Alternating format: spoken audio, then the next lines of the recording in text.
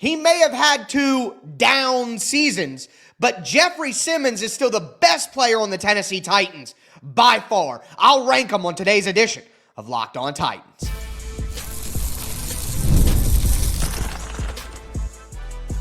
You are Locked On Titans, your daily Tennessee Titans podcast, part of the Locked On Podcast Network, your team every day. Welcome to the Locked On Titans podcast. I am your host, Tyler Rowland. Titans fans, today's edition of the Locked On Titans podcast is brought to you by FanDuel. Right now, new customers can get $150 in bonus bets when your first $5 bet wins. On today's show, I'm going to continue top 3 week. Who are the top 3 players on the Tennessee Titans right now? Obviously, number 1 is Big Jeff, but can't wait to go over my other players in the top 3 and who just missed the cut as well. Then, we're going to look at 3 Tennessee Titans who I think are the most underrated players on the football team. And finally, who needs to be the Tennessee Titans' top 3 players in the future? We'll talk about all of that. Before we dive into it, do want to thank you for making Locked On Titans your first listen each and every day. Remember, Monday through Friday, Tennessee Titans content all year round, always for free. You're not going to beat that anywhere else. Make sure that you get subscribed, stay subscribed. It's your team every day. Speaking of every day, shout out to my everydayers out there tuning in Monday through Friday. If you aren't an everydayer, now is the perfect time to be one. Training camp is right around the corner, and next week, I'm going to be doing my all-time Tennessee Titans offense and defense to kick things off. You won't want to miss that. So again, it's your team every day here on the Locked On Titans podcast. But looking at the top 3 players on the Tennessee Titans, again, number 1 for me, it's not a debate. If you have anybody else, I'm sorry, I vehemently disagree with you. The best player on the Tennessee Titans, with no shadow of a doubt, is Jeffery Simmons. Like, it's not even close.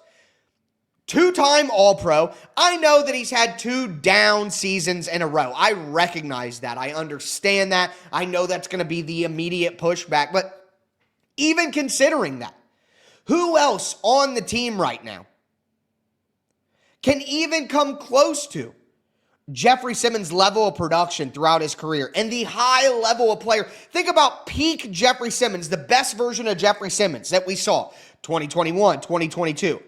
Nobody on the football team can have that sort of impact and that sort of production.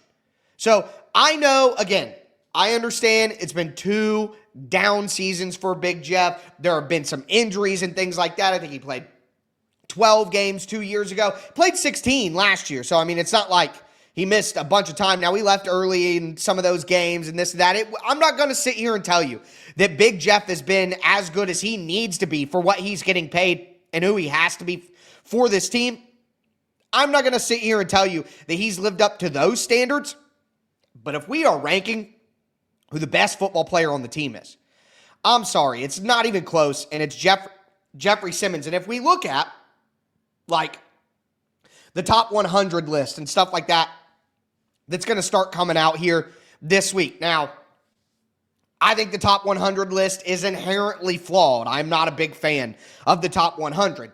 But there's only going to be one Tennessee Titan that makes it in the top 100, and it's going to be Jeffery Simmons. And that, while I don't like the top 100 necessarily, I think that does tell you all that you need to know. Now, I will say this.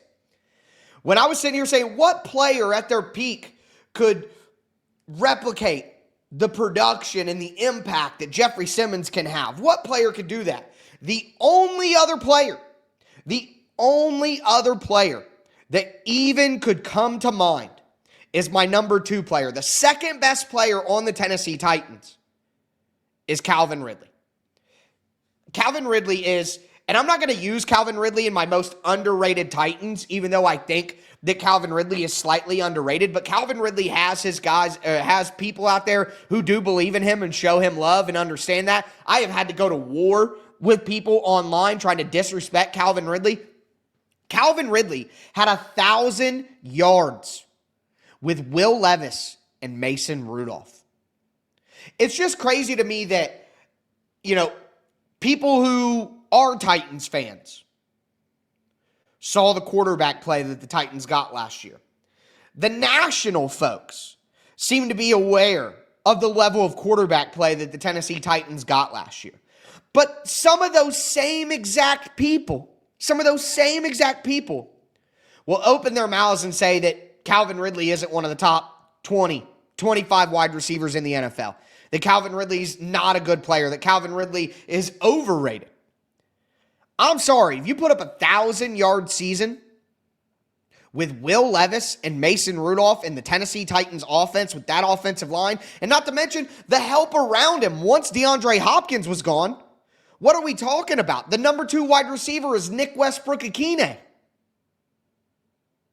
I'm sorry, but if you have Nick Westbrook-Akine as your number 2 wide receiver, and then you have Nicholas Petit-Frere as your starting right tackle, and you have Mason Rudolph and Will Levis throwing the football, and you got 1,000 yards as a wide receiver, that's a dang good player right there. I still believe that Calvin Ridley if you put Calvin Ridley on the Minnesota Vikings last year, he probably has 1,200, 1,300 receiving yards. God forbid you put a Calvin Ridley on the Kansas City Chiefs or with the Baltimore Ravens or on Buffalo. We are talking about a top 10, not maybe in talent, but production. We're talking about a potential top 10 wide receiver in the NFL in production. Calvin Ridley is phenomenal. Calvin Ridley is fantastic. Is he a perfect wide receiver? Is he Jamar Chase, Justin Jefferson, all that? No, he's not on that level. Maybe during his Atlanta years, he was on that level. And he's only going to get worse as the seasons go by. He's getting older. But I think he'll have a little bit more longevity than most people his age because of the year and a half that he missed with the suspension and the injuries. So I think that kind of takes some of the tread off the tires for Calvin Ridley. But at the end of the day, and again, some people might argue someone else in the skill positions on offense, and I'll talk about that player, and Tony Pollard. But to me, the impact that the big number 1 wide receiver has, the number 1 wide receiver on your team, the impact that that player has is far more important than the impact that a running back has. Like, it would be much easier to replace Tony Pollard's production than it would be to replace Calvin Ridley's production. That's why my argument all along was A.J. Brown. A.J. Brown is the reason that the Tennessee Titans became great, not Derrick Henry. They had Derrick Henry for multiple years, 3 years, and never did anything. All right, once A.J. Brown showed up, and of course you got to give Ryan Tannehill his credit, but once A.J. Brown showed up, now all of a sudden the Tennessee Titans offense is phenomenal. So give Derrick Henry his credit, but I'll always value what the pure number 1 wide receiver can give you over any running back. And I think, look at the salaries in the NFL, and NFL teams agree with me on that as well. But that's 2 players. Who is my number 3? Well, number 3 for me is a player that we're going to talk about to start our most underrated. My 3rd best Tennessee Titan on the team is Amani Hooker. And he also happens to be the most underrated Tennessee Titan as well. Today's episode is brought to you by FanDuel Sportsbook. Look, summer sports are in full swing. Whether you're all about baseball under the lights, golf on the greens, high-stakes soccer action, FanDuel is the best way to make every game even more exciting. You're already following the action, folks. Why not make it just a little more thrilling? With FanDuel, you can get in on the game while your friends are getting sunburnt at the beach. Look, I love FanDuel because they have new daily promotions every single day, which, daily promotions is pretty much self-explanatory there, but it makes it so much fun because every single day there's a new way to bet, there's a new way to get value. Also, FanDuel is super easy to use. I love the way that the app looks. It's visually stunning, easy to understand, and more importantly, FanDuel is fast to pay out. Whether it's a same-game parlay or you're looking to make a live bet into the 9th inning, FanDuel makes it feel like you are part of the action. New to FanDuel, new customers can bet just $5 and get $150 in bonus bets if your first $5 bet wins. Open the FanDuel app today or visit FanDuel.com to get started.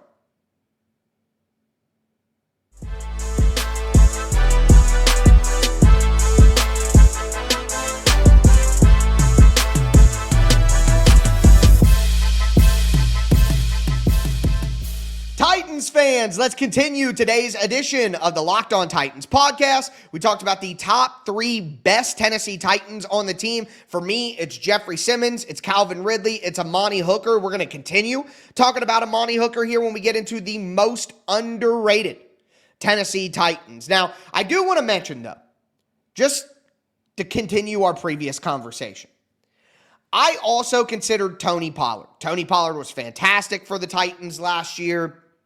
Really did a good job carrying the load after Tajay Spears dealt with injuries, so he deserves a ton of credit. I think a new player like Kevin Zeitler probably should be in that mix. Zeitler might even be the 3rd best Tennessee Titan. Might need to put Amani Hooker at 4th or 5th. Honestly, if I redid my list, I might go that route. That is worth a conversation. I think you could probably, and a lot, L'Jarius Sneed, if he plays, I'm sorry, but Sneed is more of a ghost to me right now. Now, I think Peter Skoronski belongs in that conversation, being in if we did a top 5 for the Tennessee Titans, I think that would make sense. I would not put Cam Ward or any of the rookies up that far yet. You do got to kind of prove it to me, although I think Cam is a top 10 player on the team already as a number 1 overall pick. But I think the overall thing that came to my mind while doing my top 10 list just for fun to make my top 3, man, this team doesn't have a lot of good players.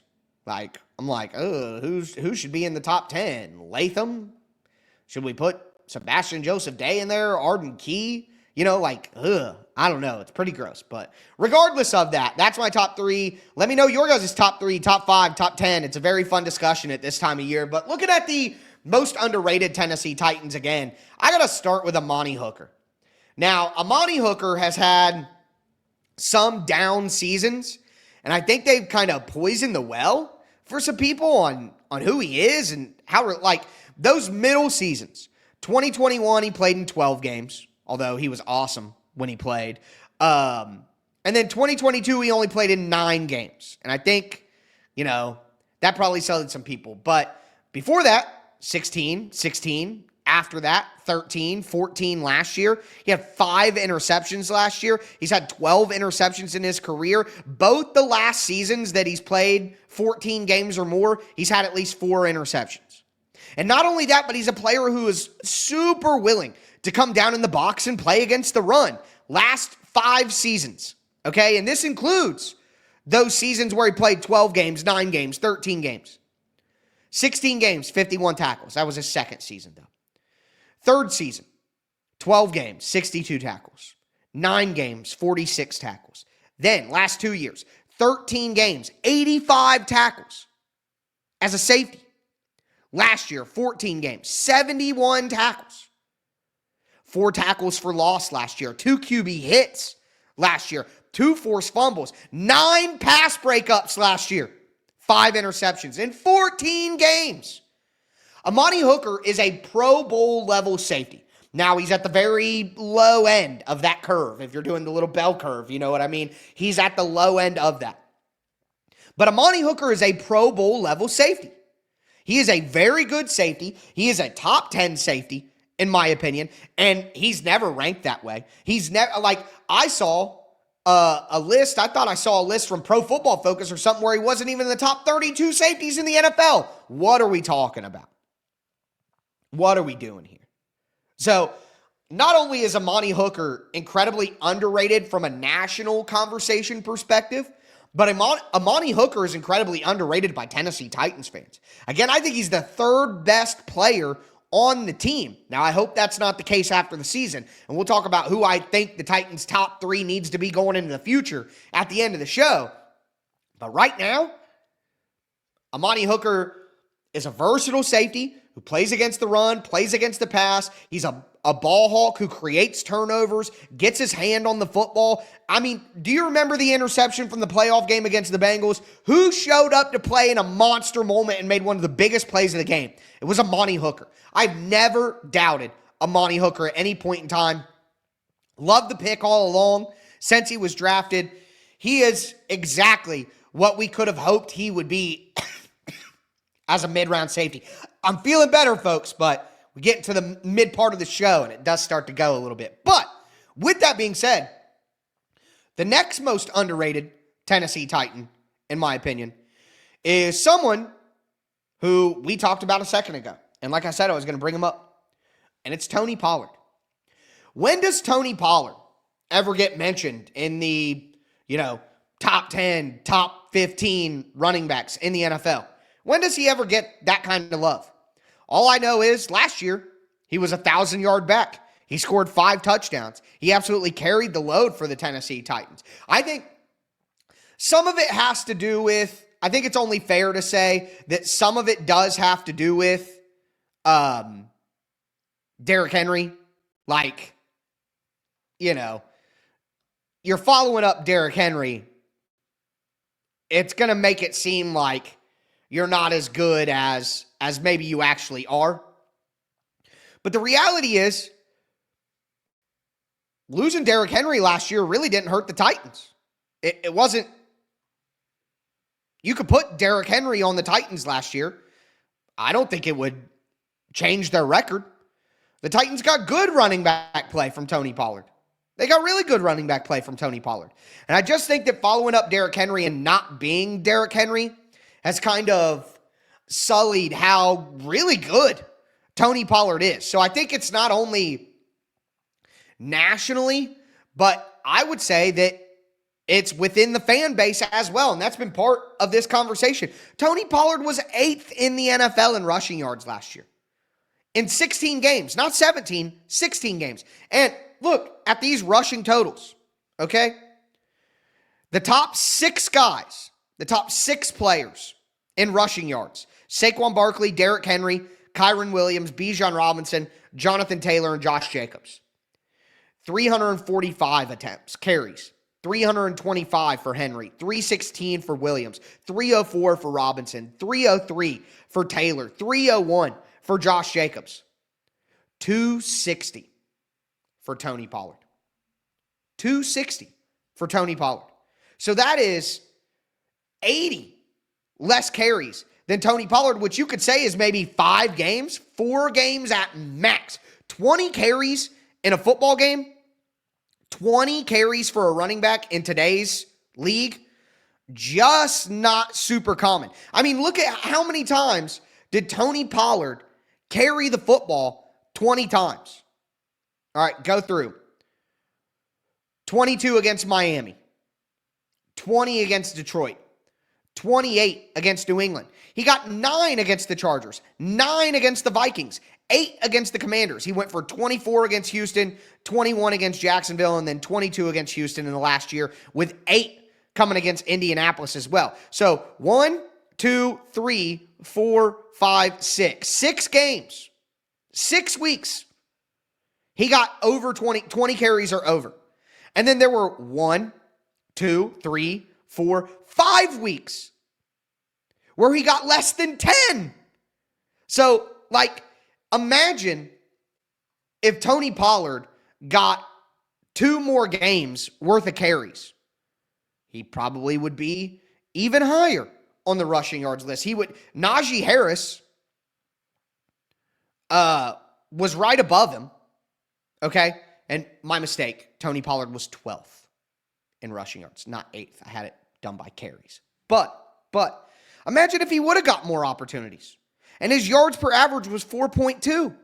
Imagine if the O-line was a little bit better. The Titans had a terrible offensive line, and Tony Pollard did that. So putting up that sort of level of production in the environment that he did to not get love nationally or even that much locally, Tony Pollard is super underrated. Now, the last player I want to mention is a player who's new to the Titans, but it's Cody Barton. I think Cody Barton's impact on the Titans is going to be massive. Again, I am not a fan of Kenneth Murray. Hated the signing when it happened, rejoiced when the Titans were able to trade and get something for him. To trade away Kenneth Murray and get a draft pick back, and then replace him with Cody Barton, masterful move by Mike Borgonzi. And I think that Cody Barton's versatility, better in coverage, I think better leadership, more communicative as well. I think not only is Cody Barton a better football player than Kenneth Murray with more versatility, but he's going to be a better leader for the Tennessee Titans culture going forward. And Cody Barton is just another one of those. Linebacker isn't a glorious position in the NFL anymore. It used to be. Linebacker and running back were the two most glorious positions in football, you know? Like, think about it. The biggest stars. Of course, quarterback is always important and stuff, but running backs were the guys you built your team around. Linebackers were who you built your team around. And it's not like that anymore. So, of course, you know, linebackers don't get as much love. But look at Cody Barton's last 3 seasons. 136 tackles, 2 sacks, 4 tackles for loss, 2 interceptions. Next season, 121 tackles, 3 tackles for loss, interception. Next season, 106 tackles, 2 tackles for loss, 2 interceptions. This is one of the most productive linebackers in the entire NFL over the last 3 years. And would your casual fan even know who he is? No. That is called being underrated, folks. But with that in mind, we got to talk about who the Tennessee Titans' best players need to be in the future, because that's really what's most important here.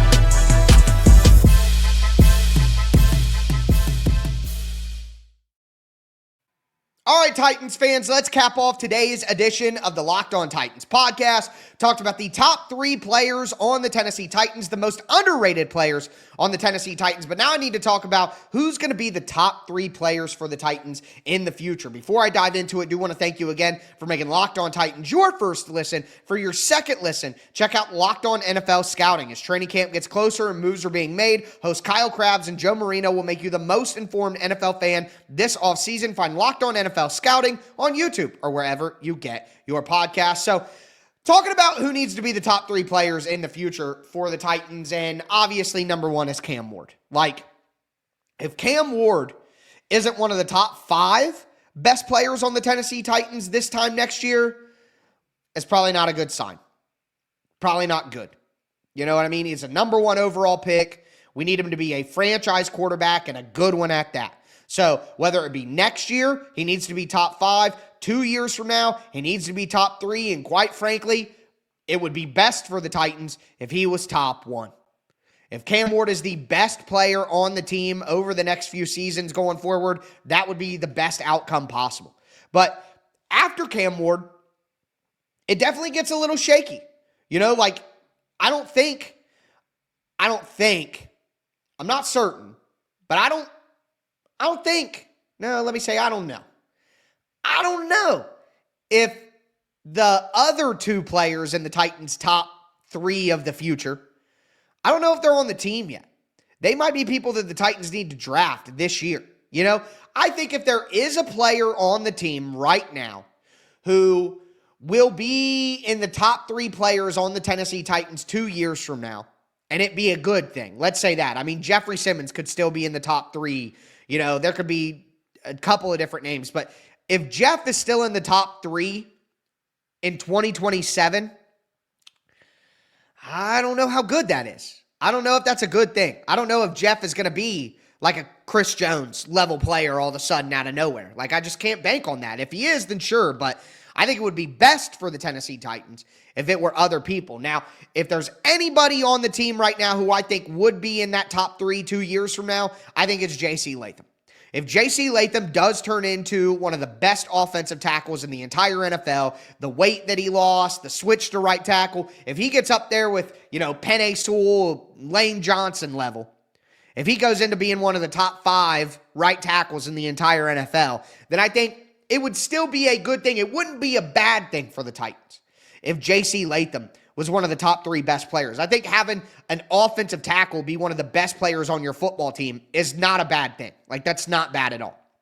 So I could see it being Cam Ward and J.C. Latham. But here's what I will tell you. Barring a Femi Oladipo explosion, okay, which I'm here for. I would love that. But I'm just not banking on it. In my mind, Femi Oladipo is going to be a high-level number 2 edge rusher. And the Titans will still need a bona fide number one edge rusher that hopefully they get in the draft next year. But barring an explosion by Femi Oladipo, I would love for that next player, the last of the top three of the future, I would love for that to be an edge rusher. If, let's say the Titans have an okay year. Let's say they get like the 12th or 11th pick or something like that. Hopefully a lot of quarterbacks go. There's supposed to be a lot of quarterbacks in next year's draft, whether it's Drew Aller or Lenore Sellers or Cade Klubnik or Garrett Nussmeier, Sam Levitt. I don't know. There's a lot of different names out there right now. Not really my focus, if I'm honest with you. But hopefully a lot of quarterbacks go. I know that there are some pretty good offensive tackles, Francis Muaga or whatever, Spencer Fano. There are other guys. Right now, it's all up in the air. So if I'm not saying a name that you think is a bona fide top 5 pick or something like that, sorry, okay? But I think that there are a lot of good edge rushers in next year's class. And you look at like a Reuben Bain, you look at a TJ Parker, you know what I mean? And there are other guys in there, again, maybe I didn't mention who you are thinking of, but sure. I think there's going to be a path to the Tennessee Titans getting that edge rusher of the future. And if they could have Femi as a high-level, versatile, physical number 2, and then a pure, nasty pass rusher as their number 1, that would be ideal for the Titans. Pass rusher, offensive tackle, Cam Ward. That would be perfect. Now, what I would be more excited about would be Cam Ward, dominant number 1 wide receiver, and then edge rusher 1. That, honestly, would be better for me. I could take Latham maybe being just a top 10, right tackle or something like that. I think you could make that work. But imagine if the Titans were to get, Reuben Bain in this year's draft class coming up, and then next year make a move up after a good season and get Jeremiah Smith. I'm playing Madden right now, but you could see the vision. You know what I mean? If there was true dominant number 1 wide receiver with a true number 1 pass rusher, and then your quarterback of the future, and who's a stud, like, that would be ideal. So whether it's Latham, edge rusher not yet to be named, and Cam Ward, or whether it's Cam Ward, edge rusher not yet to be named, wide receiver not yet to be named. Either way, that's what it should look like if the Titans do really blow up and turn things around. But there is no version of the top 3 in the future that doesn't include Cam Ward that's best for the Titans. So that's a given right there. But with that being said, that is going to do it for me today, folks. As always, I'm dying. I am your host, Tyler Rowland, and this was Locked On Titans.